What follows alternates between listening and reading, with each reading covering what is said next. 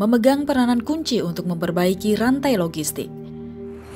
Sementara menurut Logistic Performance Index yang dikeluarkan oleh World Bank tahun 2018, biaya logistik yang tinggi menjadikan Indonesia memiliki peringkat yang rendah dibandingkan negara lain di dunia.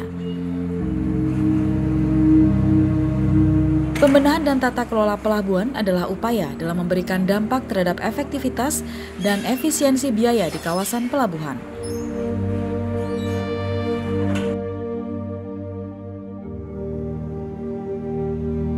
Aksi pemangkasan birokrasi dan peningkatan layanan di kawasan pelabuhan adalah salah satu dari 12 aksi Strategi Nasional Pencegahan Korupsi Stranas PK. Stranas PK telah mengidentifikasi 3 kelompok subjek dalam pengelolaan kawasan pelabuhan. 3 kelompok subjek ini menjadi pijakan untuk perbaikan dan pembenahan yang dituangkan dalam 5 aksi. 5 aksi tersebut yaitu mengurai regulasi yang tumpang tindih, tata kelola tenaga kerja bongkar muat atau TKBM, implementasi National Logistic Ecosystem atau NLE, penerapan sistem layanan, dan perbaikan birokrasi penyedia jasa layanan pelabuhan. Aksi tersebut hanya dapat dilakukan dengan melakukan kerjasama serta aksi kolaboratif multipihak. Progres dari aksi tercermin dalam indikator dari masing-masing aksi. Untuk implementasi National Logistic Ecosystem atau NLE misalnya, indikatornya antara lain pengaplikasian layanan Single Submission pengangkut. Layanan ini menyediakan sistem fasilitas yang memungkinkan para pengangkut, baik laut dan udara, untuk melakukan proses clearance kepada seluruh satuan kerja di pelabuhan melalui satu sistem, satu pintu. Sehingga hanya dengan 1 kali pengiriman superset data, kewajiban dapat diselesaikan. Indikator lainnya adalah layanan STID atau System Truck Identification Data. Layanan yang dibangun bersama oleh Kementerian Perhubungan dan Pelindo ini diharapkan bisa memberi kemudahan bagi pengguna jasa dalam layanan tracking, efektivitas waktu, efisiensi biaya layanan truk di pelabuhan, dan adanya monitoring serta evaluasi truk secara periodik. Stranas PK berharap dapat memperluas penerapan STID ini di seluruh pelabuhan di Indonesia.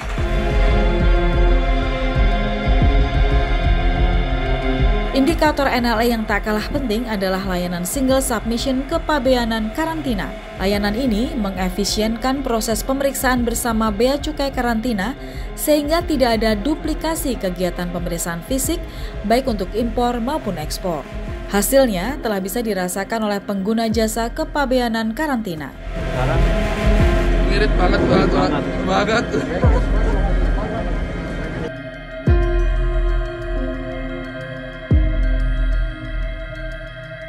Meski perbaikan sistem layanan di pelabuhan sudah dilakukan, masih banyak pekerjaan rumah yang harus diselesaikan. Tata kelola tenaga kerja bongkar muat TKBM salah satunya.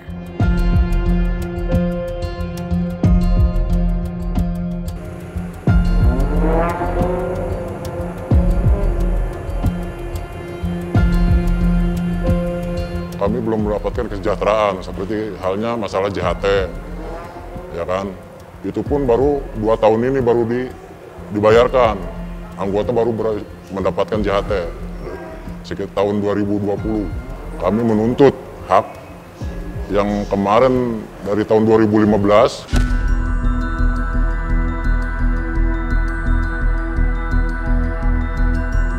TKBM atau Tenaga Kerja Bongkar Muat merupakan para pekerja jasa bongkar muat di bawah naungan perusahaan bongkar muat PBM atau koperasi di kawasan pelabuhan. Salah satu penyebab tingginya biaya logistik adalah operasional biaya TKBM yang tidak dikelola dengan baik dan profesional. Monopoli pengelolaan TKBM berdampak terhadap kualitas layanan TKBM di kawasan pelabuhan.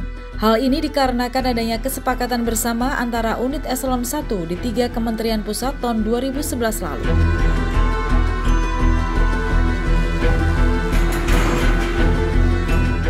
Stranas PK mengupayakan perbaikan dengan mengembalikan peraturan perundangan yang berlaku untuk pengelolaan TKBM di kawasan pelabuhan, yaitu dengan memperbaiki tarif jasa TKBM serta memperbaiki layanan menjadi lebih profesional, sesuai dengan kebutuhan pengawasan di pelabuhan. Ya, efisiensi biaya logistik harus dilakukan, salah satunya dengan pembenahan TKBM.